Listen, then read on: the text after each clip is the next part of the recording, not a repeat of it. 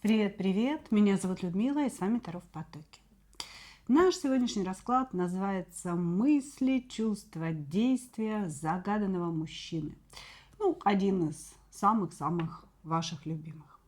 И у нас будет 3 позиции. Выкладываю их перед вами. Пожалуйста, загадывайте своих мужчин. Кто-то одного, кто-то всех троих. Да, может, у вас есть в наличии. Значит, и с чего мы начнем? Начнем мы с сигнификации человека, чтобы вы его узнали. Да, расскажу, какой мужчина пришел. После этого смотрим мысли в вашу сторону, чувства к вам, действия, ну, собственно, тоже к вам, да, что он там собирается делать. Ну и мы начинаем. Двоечки, троечки идут в ожидание.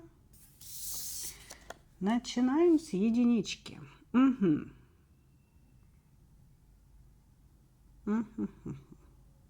Такой пришел мужчина влюбленный. Мужчина влюбленный, чем-то очень сильно огорчен. Такое ощущение, что он один поливает ростки любви. Может, между вами, а может и не между вами. Сейчас будем смотреть. Расстроен из-за какой-то любви, в которой не участвует партнерша, как он считает. Итак, не могу понять, почему у меня шевелится стол. Значит, итак, что за мужчина пришел? Какая-то у него такая, знаете, интересная позиция вообще. Этот человек очень много жалуется. Очень много жалуется и, ну, безусловно, ищет виноватых, а может быть и не ищет. Может быть, в своих жалобах он и себя в чем-то винит, да, но тем не менее, когда он это делает, когда он жалуется, он все время ждет одобрения. То есть он даже может сказать: ой, слушай, вот я дурак, да, вот я попался там на удочку мошенников, вложил деньги куда-то, да, ничего не получил. И при этом он ждет вашего одобрения. Он ждет, что вы скажете: да не такой, что и дурак, да ты умница, да каждый мог попасться и так далее, да.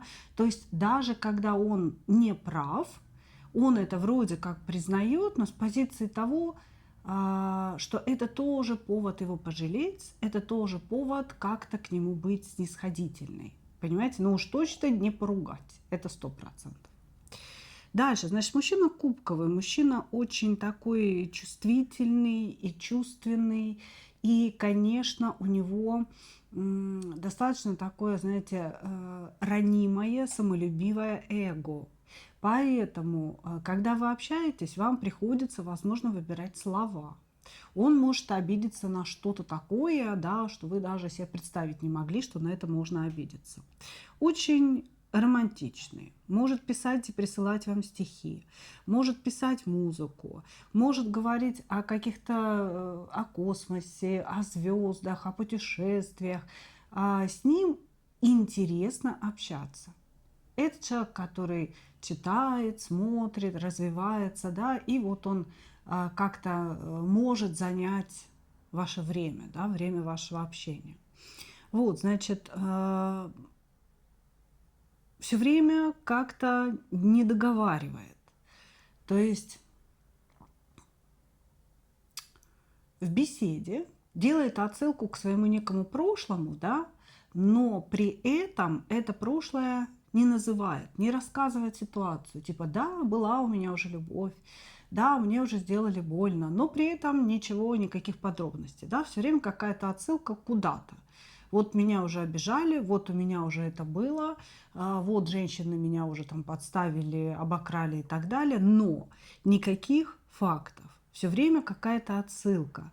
И вот здесь, вот знаете, прям человек: пожалейте меня, что я несчастен, пожалейте меня, что у меня нет денег, пожалейте, что у меня нет квартиры. Ну вот что-то в этом роде, понимаете? Все вот это «пожалейте» у него сквозит постоянно в разговорах. Значит, при этом он все время говорит, что вот когда-то он был очень таким бравым солдатом, когда-то он зарабатывал деньги, когда-то он мог очень много, а вот сейчас по какой-то причине не может. Да? То есть у него опять есть объяснение, почему он не может. ну, там, кто-то его наказал, обманул, была какая-то авария, болезнь и так далее, то здесь у каждого будет что-то свое. Очень сильно сконцентрирован на прошлом. Как будто бы он все время перебирает некое прошлое, кто его обидел, кто его подставил, кто у него что отобрал. И все время вот эта концентрация идет на негативном прошлом. Здесь человек абсолютно не умеет прощать. Вот вообще не умеет прощать. Он даже через время, вот вы же понимаете, да, в любой ситуации виноват не один человек. Виноваты двое или там в зависимости от того, сколько людей в ситуации было. Вот. А у него фишка такая, через время он вспоминает эту ситуацию и как бы свою вину все время убирает и оставляет других виноватых.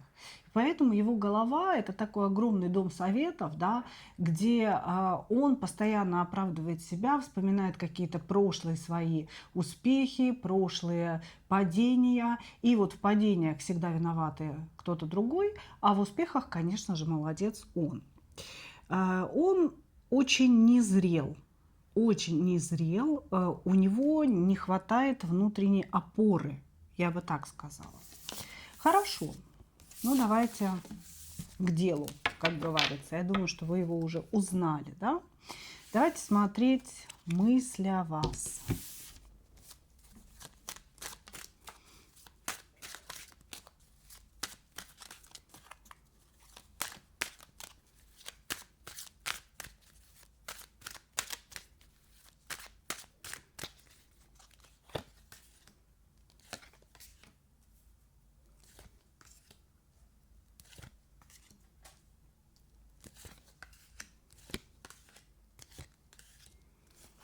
Общения сейчас нет. Этот человек говорит о том, что он был с вами счастлив, как ребенок. Ну, в принципе, он такие отношения ищет, где женщина императрица, а он король солнца. Да? То есть он наслаждается тем, что ему приносит женщина, что она отдает ему что-то, создает ему уют, может быть, зарабатывает для него деньги. В общем, ему нужна женщина, мама, да, в образе мамы. Что он думает о вас? Он думает, что между вами нет сейчас никакого общения, что вы его наказали за некий обман, да, который был с его стороны, или же это была манипуляция. То есть у кого-то здесь был обман конкретный, у кого-то измена конкретная, а у кого-то человек решил проманипулировать вами. Создал какую-то ситуацию, ожидал от вас определенной реакции, но вы его просекли. То есть реакция последовала совсем иная, чем он ждал. Вот, значит, и после этого вы могли его заблокировать. Здесь от вас идет нежелание общаться. Может быть, заблокировать, а может быть, вы просто замолчали. Вы могли ему сказать: не пиши мне больше, не появляйся больше в моей жизни. И он как будто бы послушался. Ну, такое ощущение, да? Вот, значит, его мысли о том, что сейчас общения между вами нет, но вы та самая императрица, с которой он счастлив как ребенок, с которой ему комфортно, очень спокойно. И вы женщина, которая может создать для него благополучие, некую благополучную среду. Возможно, так как вы императрица и десятка пентаклей, да, ну, слушайте, здесь вы можете быть очень обеспеченной дамой. У вас может быть там, в общем, все схвачено, за все заплачено. И ему как-то вот хочется в вашу реальность, понимаете? То есть пожить вашей жизнью хочется этому человеку. И об этом он, собственно, и думает. Ну и думает о том, что рано или поздно отсутствие общения между вами закончится.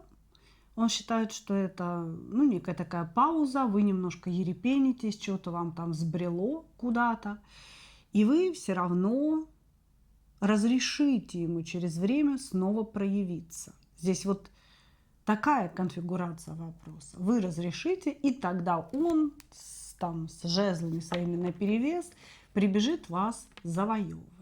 Вот так. Ну, мысли такие, на самом деле, очень положительные. Человек хочет быть с вами, да. Меня смущает немножко то, что он хочет быть с вами в вашем благоустроенном пространстве. Да, что-то не хочется ему своего благоустройства туда привносить. Хорошо, чувства. Чувствует человека к вам.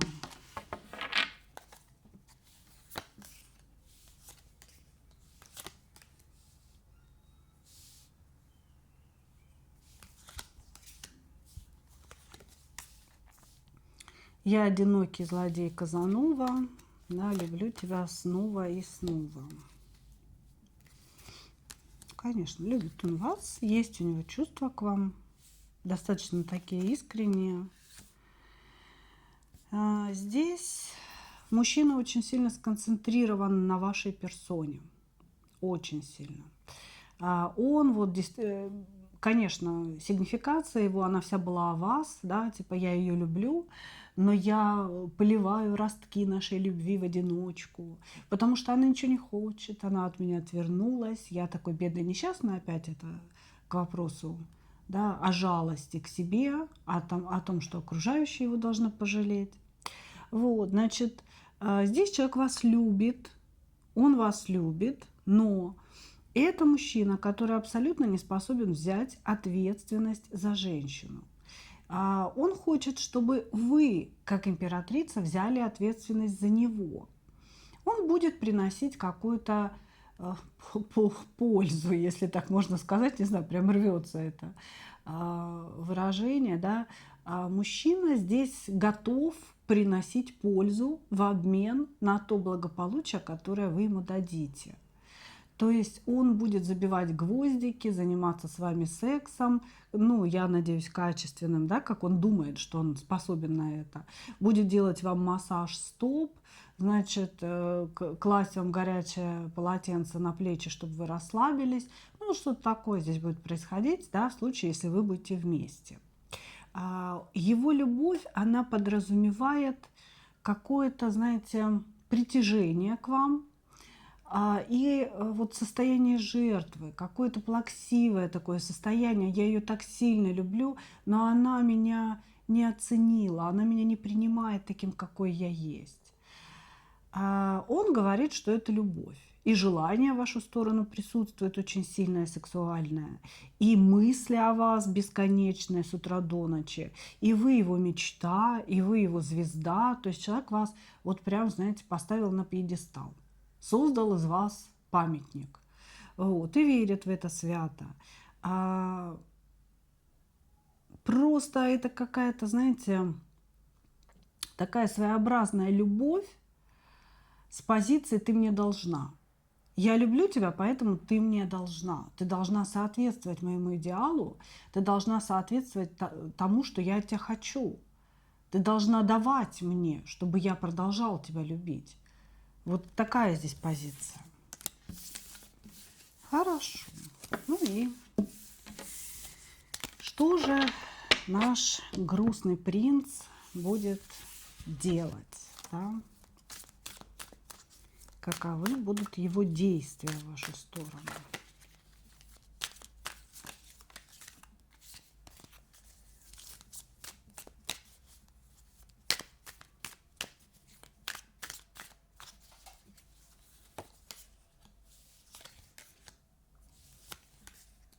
Он ждет, когда вы разрушите молчание, прервете молчание. Он говорит, что вы поставили точку, с которой он не согласен, но он как бы занял позицию такого, знаете, бедного щеночка, который сидит под вашей дверью. И такой, типа, я звонить не буду. Вот она выйдет, увидит меня, что я тут, значит, сижу грустненький такой, и позовет меня назад, накормит, помоет, значит, и к груди прижмет. То есть вот здесь чистая такая позиция человека. Я пока не вижу каких-либо действий с его стороны, кроме того, что он, значит, мониторит ваши страницы, какие бы они, где бы они ни находились, да, какие бы они ни были. Мониторит ваши страницы в сети, мониторит, если было общение там где-то в WhatsApp, да, то есть мессенджеры, когда вы были, когда вы не были, когда значит, что вы там поставили, какие фотографии, какой статус вы написали. Все это мониторится им ежедневно, вот прям на постоянной основе. Человек вас сталкерит, да, сейчас есть такое слово, и у него создается такая иллюзия, что он как будто бы с вами общается.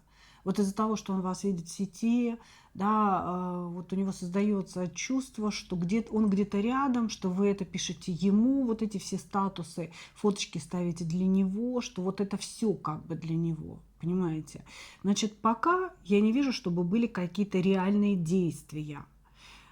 Кроме того, что он следит за вами, думает о вас, пытается вас пробить через ментальный канал, да, то есть в своих мыслях, как будто бы, знаете, вот прям принуждает. Думай обо мне, напиши мне, позвони, позвони, позвони. И вот если у вас была ситуация, что вы, допустим, выходите в WhatsApp или Telegram, неважно, в мессенджер, да, где вы общались, вам сразу хочется посмотреть, когда он был в сети.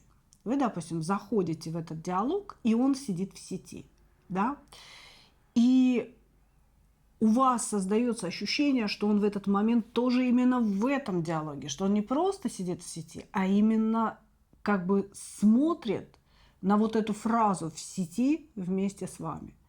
И в этот момент вам очень хочется ему написать. И это и есть его такое ментальное влияние, да, то есть он действительно смотрит в этом диалоге на ваши там сообщения какие-то, он смотрит на эту фразу в сети, и он внутренне требует, чтобы вы ему написали. Ну, вот такая здесь история, короче говоря.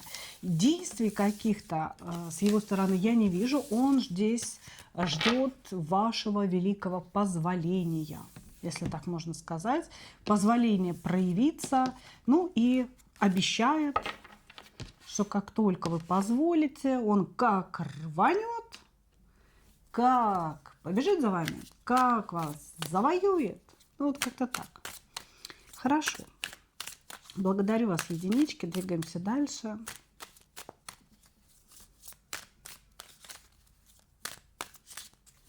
Двоечки. Цельный король жезлов пришел, да? Смотрим, что за король жезлов такой.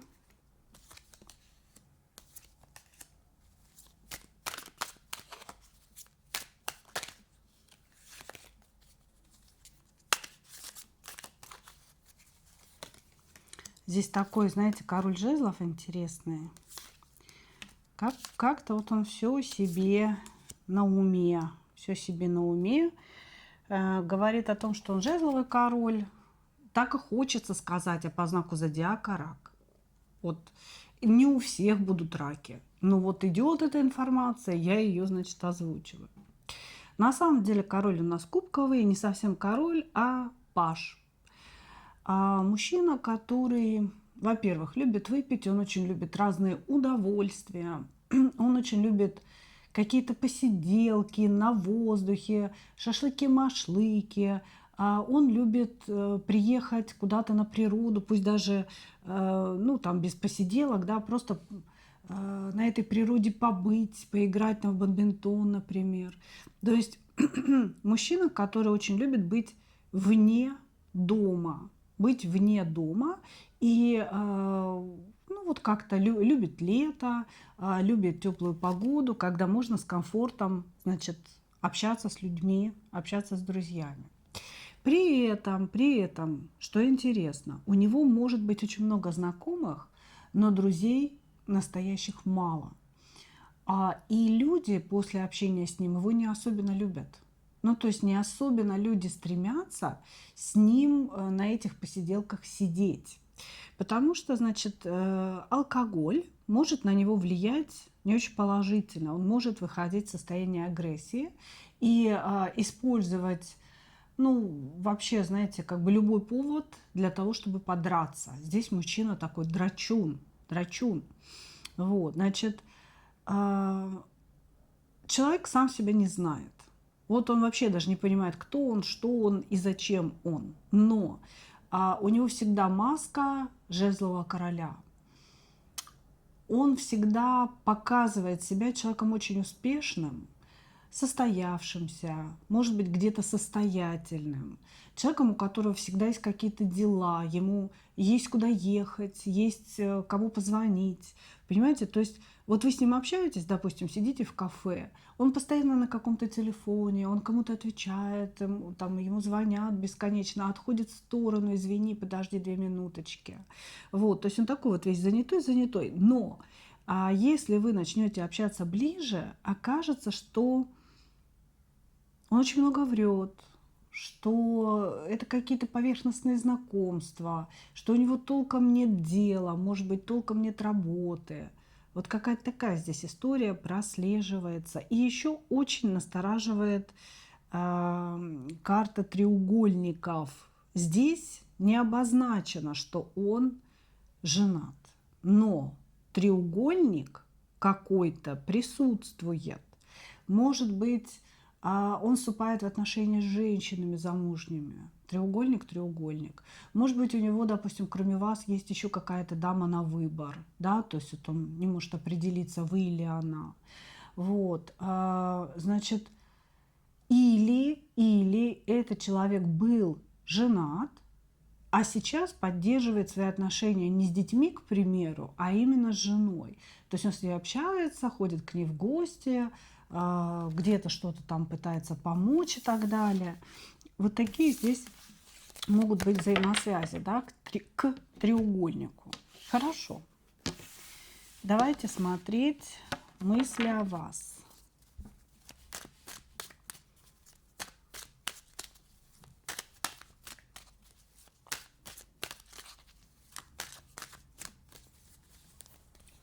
Мысли о вас. О, она мой дьявол и ангел.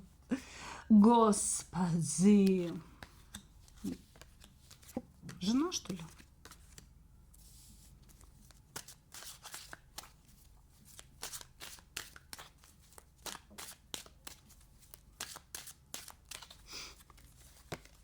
Значит, смотрите. Мужчина думает о вас все время, постоянно. Это не какие-то навязчивые мысли, да, как вот по Луне мы привыкли, что-то там крутится, мешает жить. Это постоянная необходимость быть рядом с вами. У него вот просто, знаете, такая потребность в вас невероятная. Человек думает о вас как о своей жене, но почему-то он хочет вас завоевать.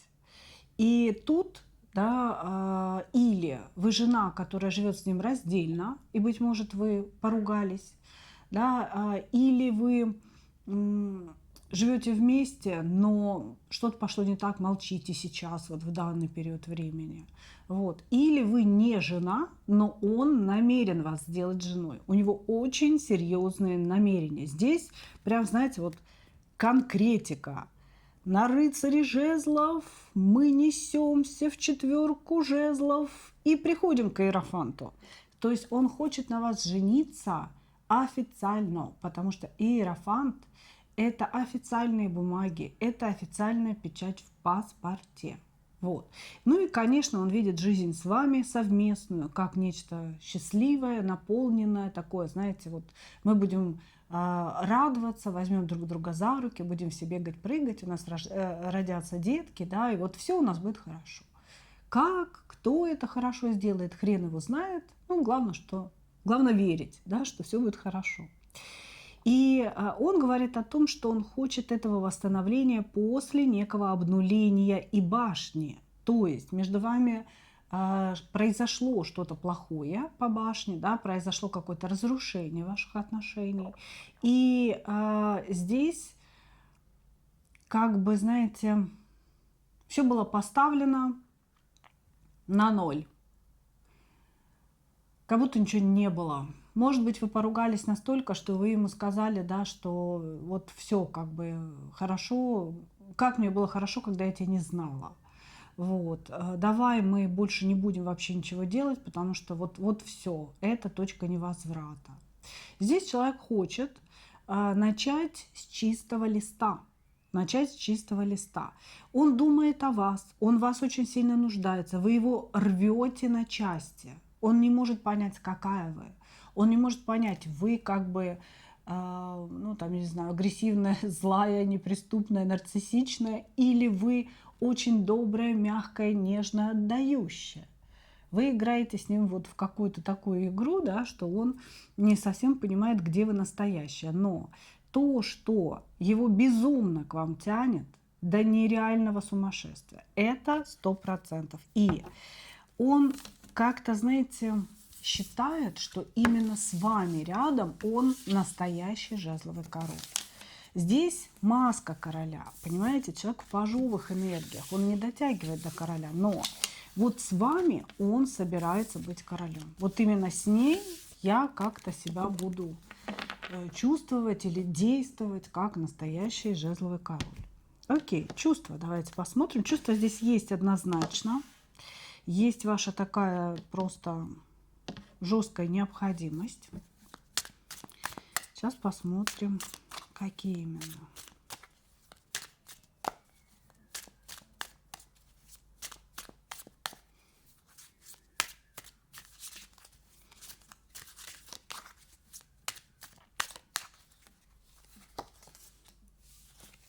Тоска, скучание. Она самое важное, что у меня есть. Я люблю ее, я хочу, чтобы она мне принадлежала. Я не дотягиваю до императора, но я буду стараться. Я ее люблю. Ну, какие здесь чувства? Здесь любовь. Здесь любовь. Надо же, да, вторая позиция. И у нас во второй позиции опять любовь. Опять любовь. И это бывает крайне редко на моих раскладах, девчонки.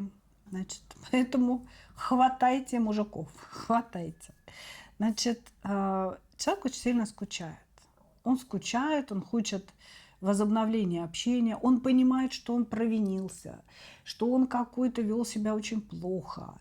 Вы такая вся красавица, такая великодушная, великолепная, живете свою лучшую жизнь, а он рядом с вами, ну вот какое-то такое грязненькое чудовище, которое понимает, что оно чудовище, но оно готово служить. Вот как-то так. Он готов вам служить. Это правда. Значит, человек вас любит, человек очень хочет, чтобы вы были его женщиной, чтобы вы его любили, чтобы вы перестали его дразнить ревностью. Потому что он вас ревнует к кому-то или, может быть, ко всей мужской половине человечества.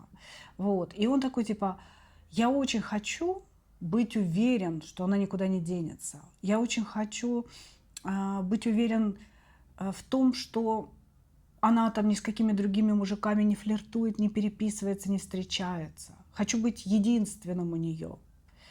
Короче говоря, здесь любовная морковь, морковная любовь. И то его, значит, колбасит в сторону, пусть она сама что-нибудь делает для меня, пусть она сама показывает, как она меня любит, то его накрывает этой любовью, и он готов вот ползти. Понимаете, готов ползти. Вот сейчас мы будем смотреть, собственно говоря, ну, он что-то собирается ползти или не собирается, да, или он просто готов. Хорошо. Здесь влюбленные.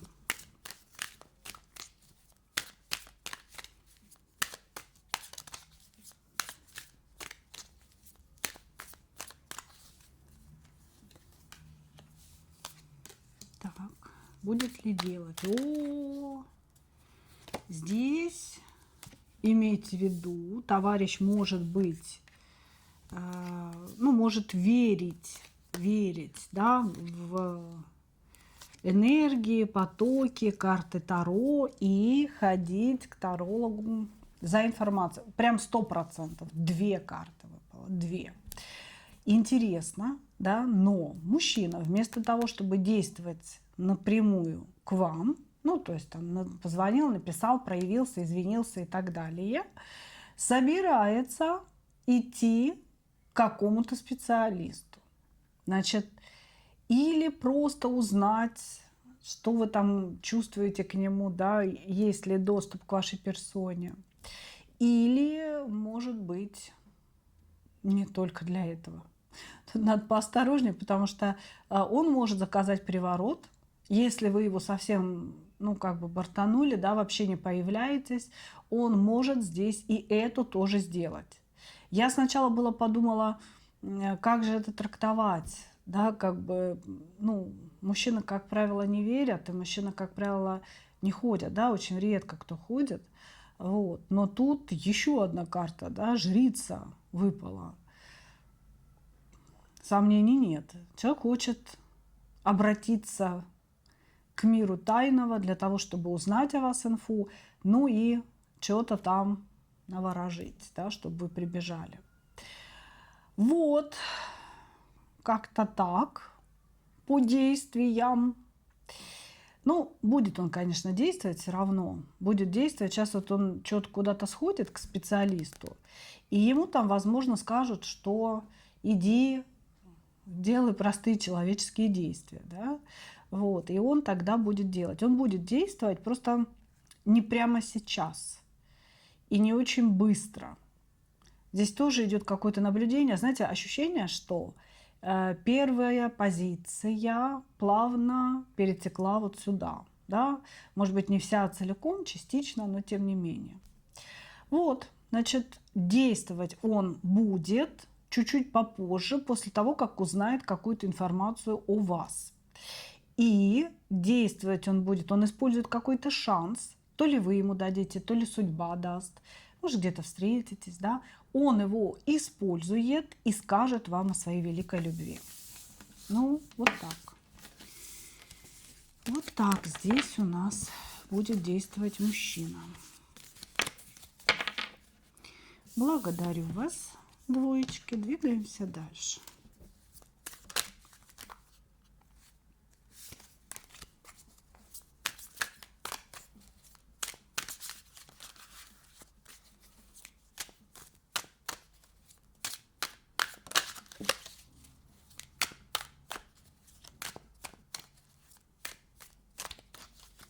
Троечки. Кто к нам пришел?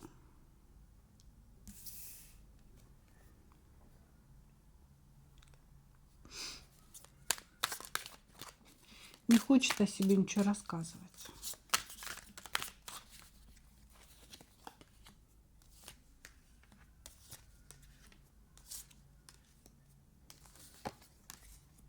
Что-то все у меня порасходились. Он тоже говорит о том, что вы разошлись. Вы разошлись, и сейчас, может быть, есть какие-то даже блоки относительно друг друга. Может, вы все, и он, и вы друг друга заблокировали. Значит, смотрите. Мужчина женатый. Мужчина женатый, давно женатый, подуставший от бремени семьи и быта. Мужчина, который ищет эмоций на стороне. Он выпивает, он не следит за своим весом. То есть здесь человек, который, в принципе, живет, ну, вы знаете, такой уже привычной пентаклевой жизнью. Кушать надо много, не надо себя ограничивать. Захотел выпить – выпей. Да, каждая пятница праздник. Вот. Дети, может быть, у него выросли, дом построен, жена как бы при деле и при теле. Все нормально, понимаете? И вот он заскучал. Он заскучал, дьявол, значит, у него там что-то в крови забурлил. И стал он искать себе эмоции на стороне. Он говорит о том, что деньги у него есть, вообще в жизни у него все удалось, но не хватает ему эмоций. Ему хочется, чтобы некая прекрасная кубковая королева безумно его любила, дарила ему свое тело, молодое желательно, да, дарила ему свои эмоции, свою любовь, свое ожидание и ничего не требовала взамен. Вот он сейчас в поисках такой королевишны, понимаете? Вот. Мужчина очень нарциссичный. Почему-то он считает, что ну вот он подарок для женщины. Да, мне есть что женщине дать. Мне есть что ей дать. Но для того, чтобы я ей хоть что-то дал, она мне должна продемонстрировать, что она это заслуживает. Понимаете, какое отношение к женщине? Значит, он жадный, и он не будет вас приглашать куда-то в кафе хорошее или, не дай бог, ресторан, да.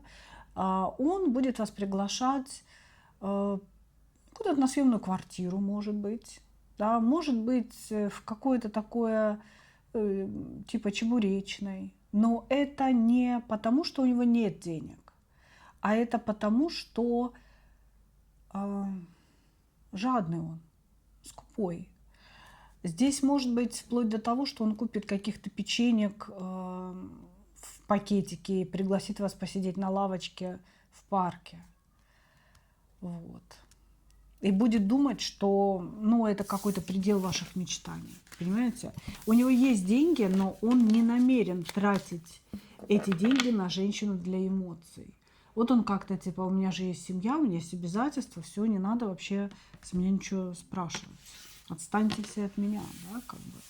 Если ты, женщина, идешь в мою жизнь, ты идешь давать мне эмоции, но не для того, чтобы я что-то для тебя делала. Здесь такая позиция у него. Хорошо. Мысли о вас.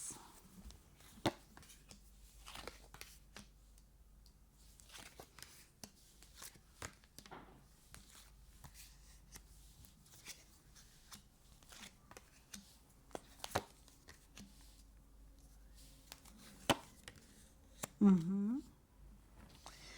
Мысли о вас. Мысли о том, что надо написать, разведать обстановку. Потому что вы поругались, и он вам сказал какие-то грубые, некрасивые слова. Значит, он это все сделал и почему-то ждал, что вы сами начнете как-то протарять, если есть такое слово, дорожку к нему.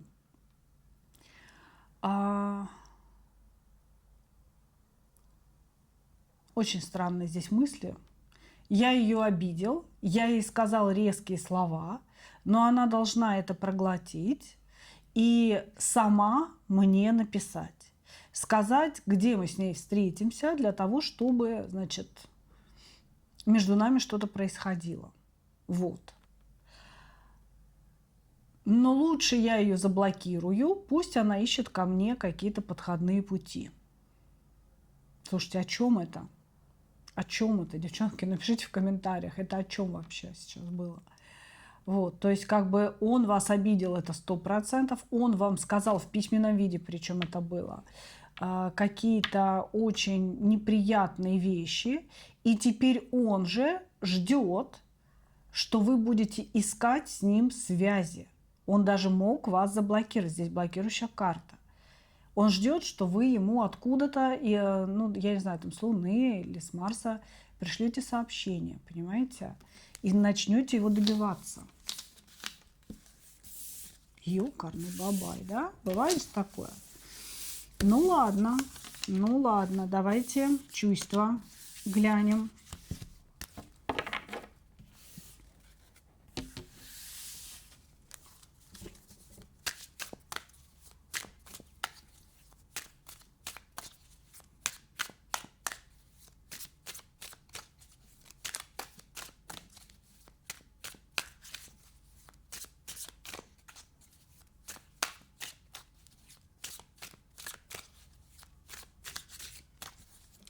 Чувства к вам.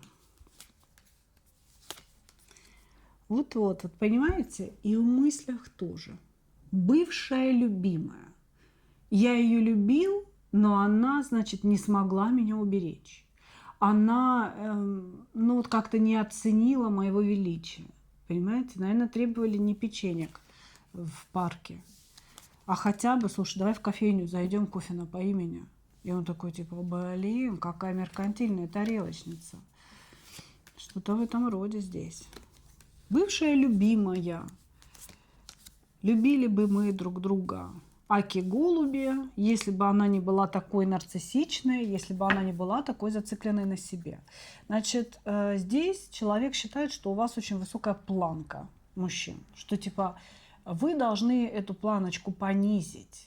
Не надо так много хотеть, дорогая. Да, ты же, блин, тут не царица Савская. Ну, вот что-то в этом роде. Значит, есть, конечно, здесь эмоции в вашу сторону, есть.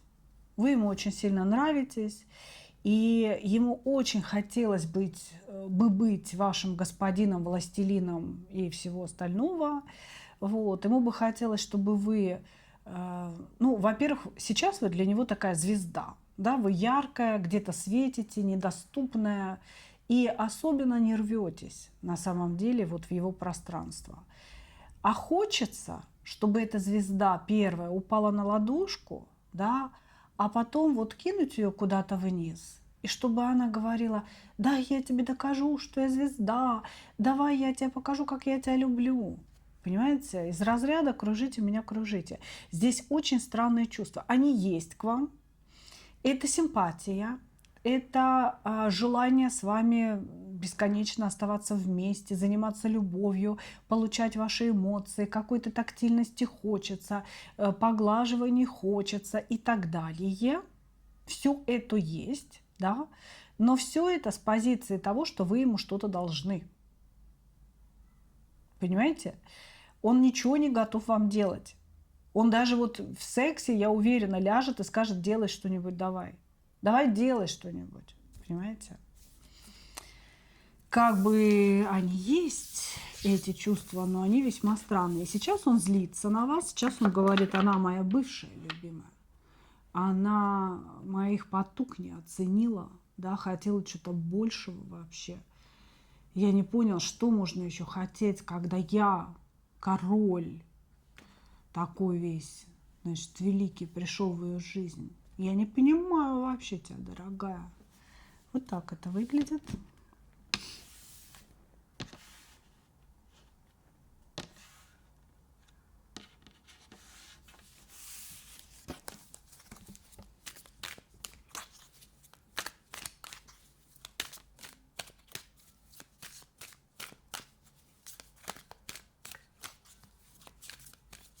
Действие.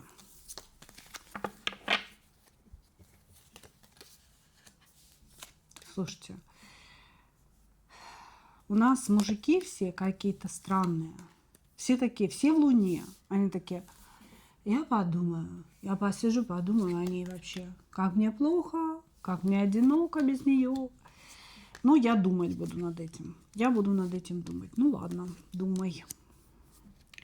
Короче говоря, пока будет думать, но потом приедет, примчит, позвонит и напишет. По рыцарю кубков человек будет стремиться с вами помириться. Помириться так, как будто бы он ни в чем не виноват. Из разряда: я написал тебе сообщение, чтобы ты попросила у меня прощения. То есть это будет примерно так. Он проявится, он напишет. Сейчас он думает, что написать. Просто привет. Или все-таки как-то сразу обозначить, что вы должны просить прощения. Ну вот как-то так он решает сейчас. Вот, значит, на самом деле он хочет с вами помириться, но хочет не быть виноватым. Он хочет, чтобы вы действовали в его сторону, чтобы вы его завоевывали, вы его ублажали, вы радовались тому, что он у вас есть. Вот. Но так как вы не особо проявлены сейчас в его жизни, да, он понимает, что ему нужно делать какие-то шаги. И он эти шаги будет делать, ожидая, что вы попросите у него за что-то там такое прощение. Вот. Значит, будет проявление, вот такое своеобразное. Он будет ждать восстановления некой справедливости. Он считает, что вы к нему несправедливы, и поэтому вы должны просить прощения. Ну и как бы он рассчитывает на то, что между вами все будет хорошо, что вы друг другу будете дарить любовь, эмоции. Короче говоря, что вы будете работать над отношениями. Вы. Вы не в плане он и вы, а в плане только вы. Вот. Действия с его стороны будут как некое предложение вам поработать над собой, поработать над вашими действиями, поработать над вашими отношениями, да, над отношением к нему. Ты подумай, дорогая, да, что ты теперь должна сделать, какой там танец живота сплясать, чтобы мне понравилось. Вот так. Ну что, девчонки, благодарю вас за ваше внимание. И как обычно, хочу вам пожелать только одного. Встретить своего настоящего, Господи, мужчину, свою настоящую любовь и настоящего мужчину. И не потерять в этой любви себя. А для тех, кто еще не знает, хочу напомнить, что я открыла новый канал, который называется Людмила Шпакова в потоке. И я жду всех вас на своем новом канале. Там тоже раскладики, там тоже разборы. И сейчас я делаю это все в шахматном порядке. Да? Один разбор здесь, другой на следующий день на новом канале. Пожалуйста, заходите, подписывайтесь, пишите комментарии и наслаждайтесь. Благодарю вас, мои дорогие. Увидимся на канале. Пока-пока.